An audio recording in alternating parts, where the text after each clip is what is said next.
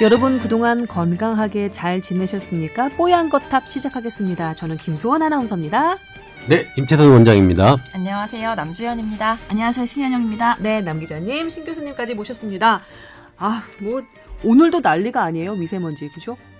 너무 답답하시죠? 진짜 아니 그냥 눈으로 보기에도 뿌여니까 시각적으로도 벌써 답답해요. 이게 안개 때문에 더 심하게 느껴지는 것 같아요. 평소에는 보이진 않으니까 그래도 이렇게까지 공포스럽진 않은데 특히 새벽에 맞아요. 월요일 새벽에 안개가 장난이 아니었잖아요. 저희가 가장 수치가 강했다는 일요일에 야근을 했거든요.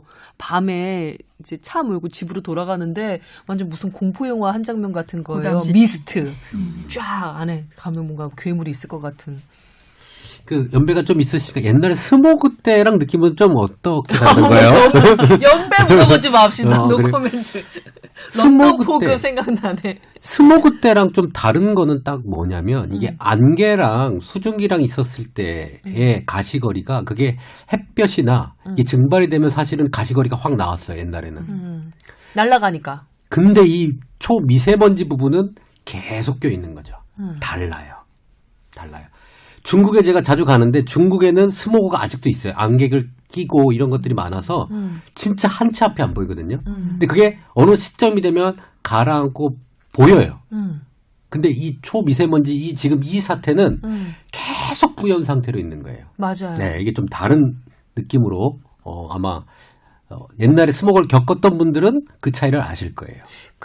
이번에 공기층의 역전 현상이라고나 보통은 지 표면이 그나마 좀 뜨뜻하고 위에가 공기층이 좀 시원해서 조금 그나마 대류가 있으면 미세먼지 같은 그런 공해물질 같은 거 좀 퍼지고 이런 효과가 좀 있었대요. 근데 이번에는 묘하게 고기압이 또 어떻게 위치를 했는지 아래가 시원하고 위에가 따뜻한 거예요. 안 움직이겠네요. 안 움직여. 대류가 안 일어나는 거죠. 그래서 미세한 물방울들이 그대로 남아 있으면서 거기에 온갖 먼지들, 미세먼지들, 초미세먼지들이 녹아서 호흡하면 폐가 그냥 아작이 나는 이런 말씀을 쓰는데도 정말 약간 심의에 걸릴라나? 예. 더 그랬던 거죠. 마스크는 쓰고 다니세요? 예, 여기 지금 있어요. 어머나, 어디 갔냐? 예, 이거 오늘 남주현 기자가 어제 월요일에 예, 보도해 주신 대로 코 부분을 잘 조절을 해서 공기층이 새나가지 않게 그렇게 착용을 하고 있습니다. 제가 사실 기사를 쓰고서 댓글 보면은 욕하는 내용들이 좀 있어요. 뭐라고?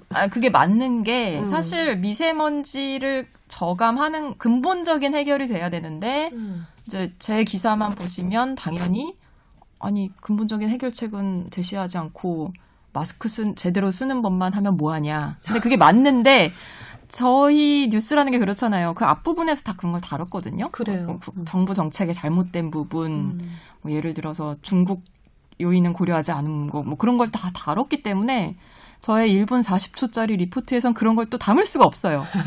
그래서 어쩔 수 없이 이제 이런 상황에서 개개인들이 할 수 있는 건 마스크 쓰는 것밖에 없잖아요.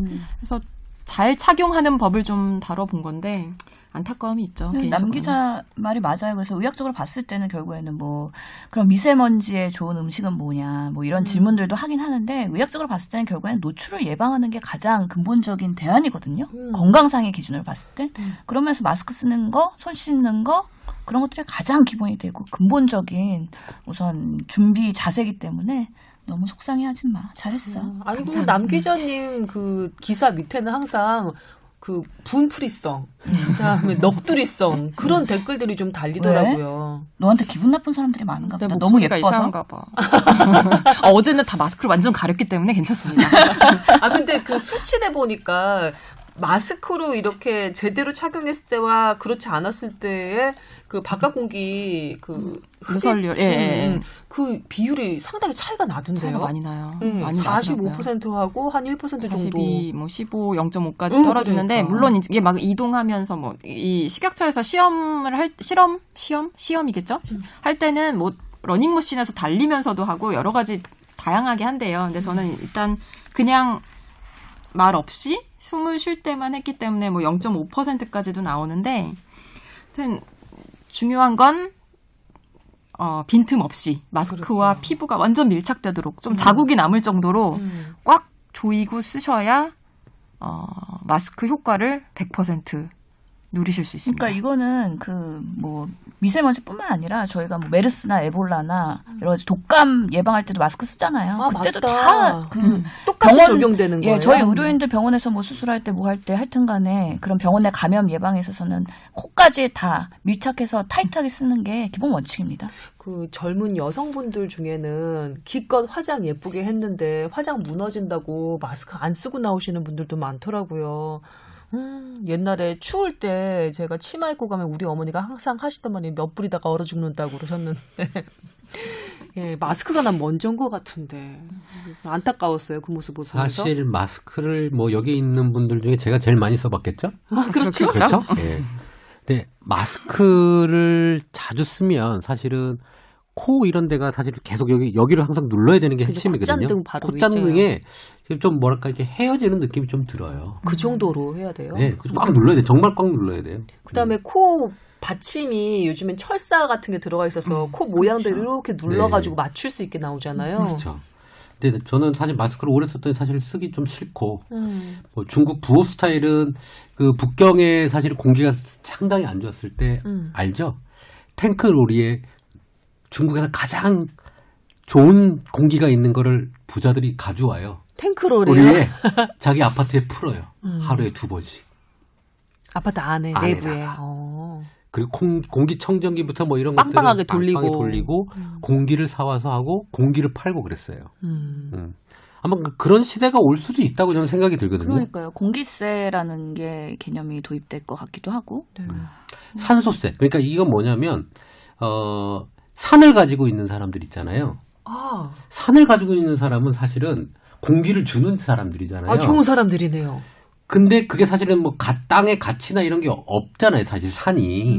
근데 거기에 나무가 얼마나 커 있고 그게 공기가 얼마나 발산해주는 나무를 심고 관리를 한 사람에 대해서는 사실은 공기세라고 해서 그런 걸 걷어서 그 사람들한테 서포트를 해야 되지 않겠냐라는 걸 사실 전 3년 전부터 얘기를 하고 다니잖아요. 공기에 대해서. 선지자네요. 이게 더 심해지면 심해졌지 약해지진 않을 겁니다. 사실 2년 전만 해도 초미세먼지라는 개념 자체도 없었어요.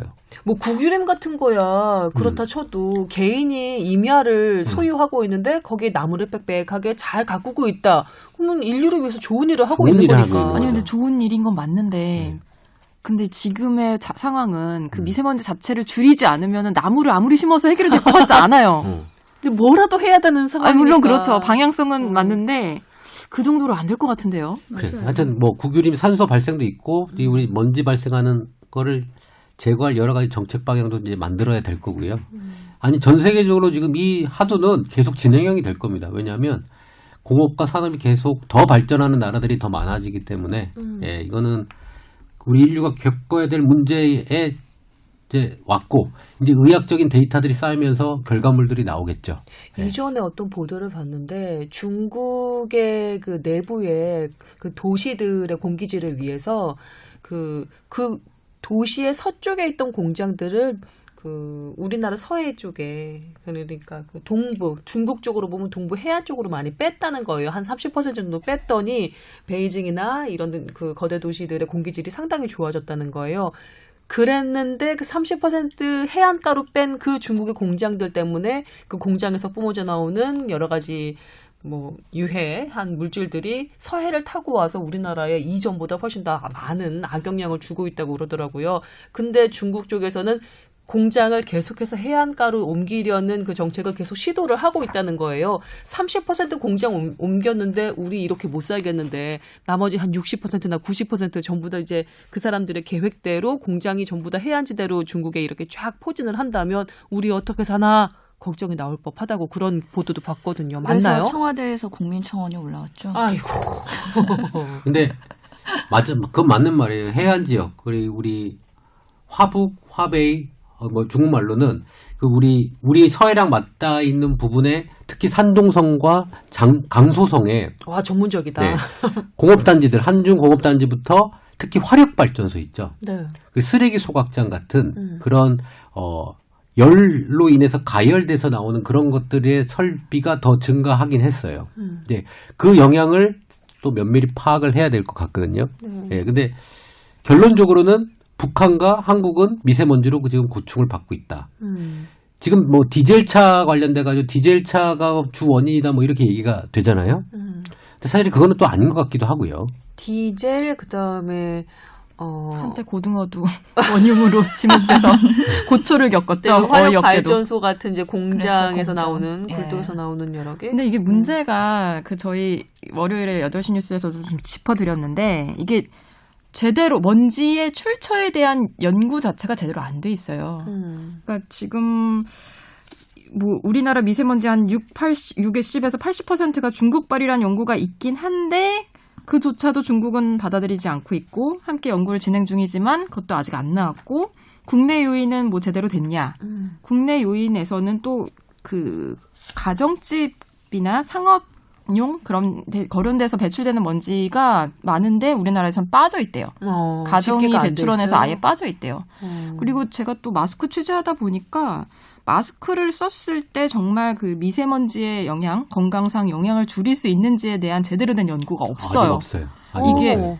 이게 우리나라 제대로 된 연구를 할 수 있는 역량을 갖춘 나라 중에서는 거의 우리나라가 유일하게 고통을 받고 있기 때문에 미국이나 유럽에서 이런 연구를 할 그러게요. 필요가 별로 없잖아요. 여태까지는 없었잖아요. 그렇다 보니까 우리 또 몇 연구가 년 없는 전까지만 거예요. 해도 그냥 황사 한 번 그냥 봄에 앓고 지나가는 그렇죠. 거죠. 이렇게까지 심각하게 공기에 대해서 생각해 본 적이 별로 없으니까. 황사랑 우리가 약간 용인해 줬잖아요. 아이고 자연현상인데 뭐 중국도 모래바람. 뭐 아 그리고 며칠 고생하면 없어지는데. 모래바람 뭐 중국이 보냈겠어. 그러고 있는데 이제 이거는 좀 다른 개념이가 됐죠.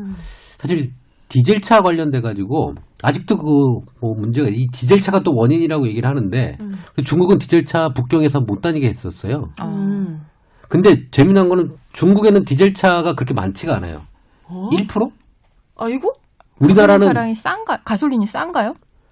디젤차를 잘 사진 않아요. 차를 사는 사람은 돈이 있는데 굳이 디젤차를 사지 않죠. 아 그런. 네. 아니 근데 그 영업용 차량이 그러니까. 많지 않아요 거기도? 디젤 아니에요. 다 가솔린이고요. 1%밖에 타질 안 되기 때문에 그다음에 그 뭐지 중장비 이런 것들을 예. 있고 그래서 중국에서는 디젤 승용차 부분은 1%밖에 타질 안 되기 때문에 그냥 바로 운행 중지 명령이 내려갔죠. 중국은 가능하죠. 가능하죠. 당이 결정하면 그렇죠. 인민은 따르니까요.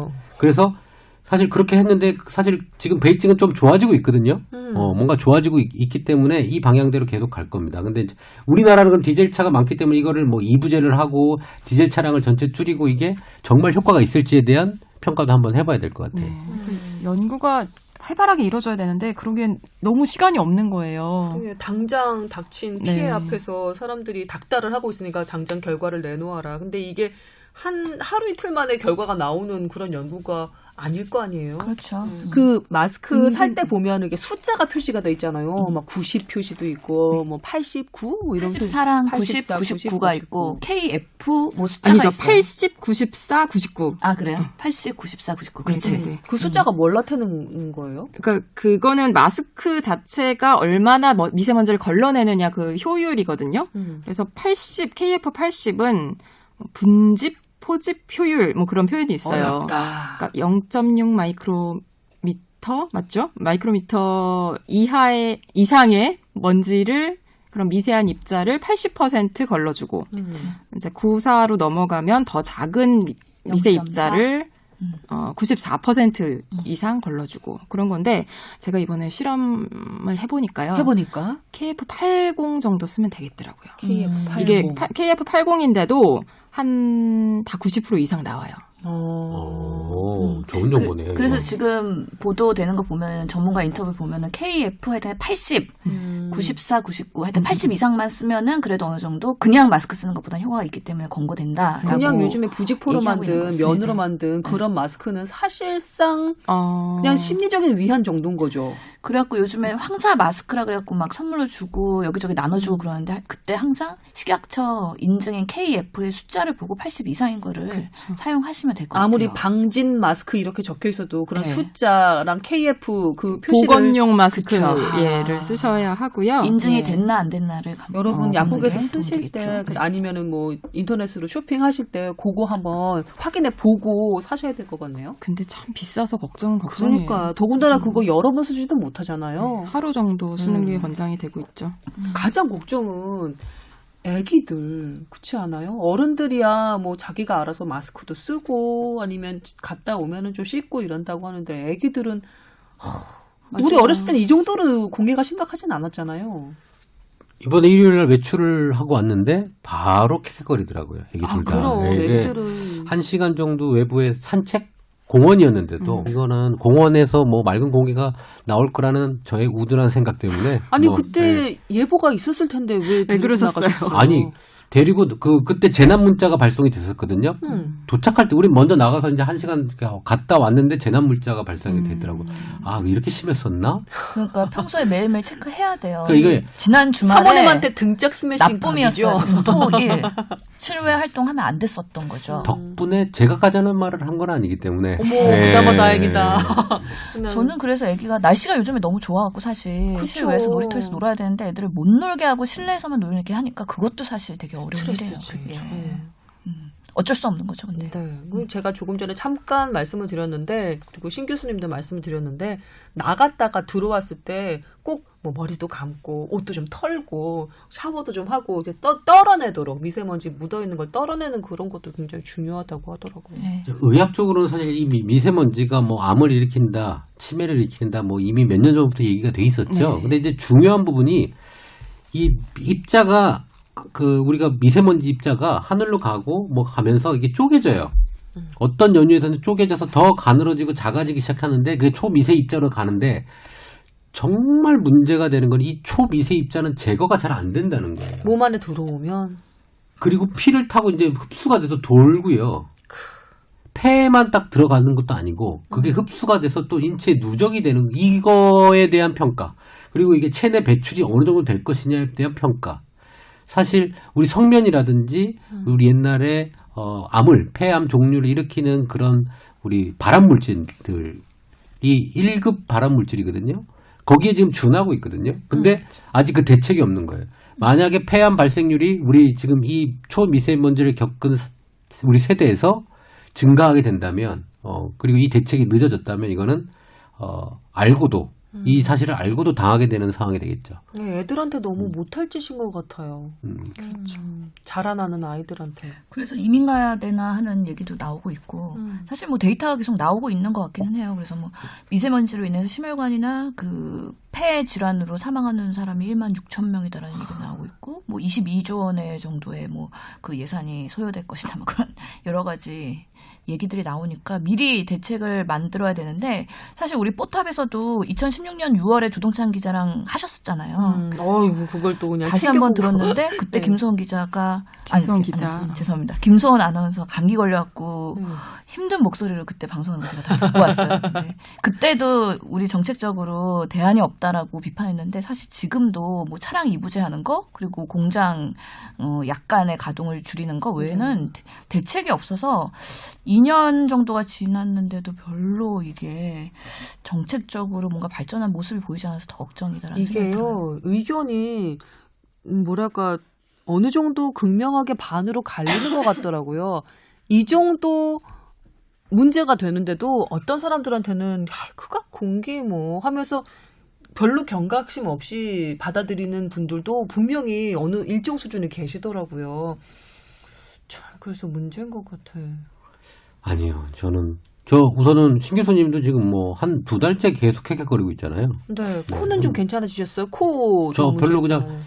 나은 듯 만 듯. 음. 또 명의를 찾아갔죠. 그래도 약 하나를 딱 바꿔줬는데 잘 됐더라고요. 이게.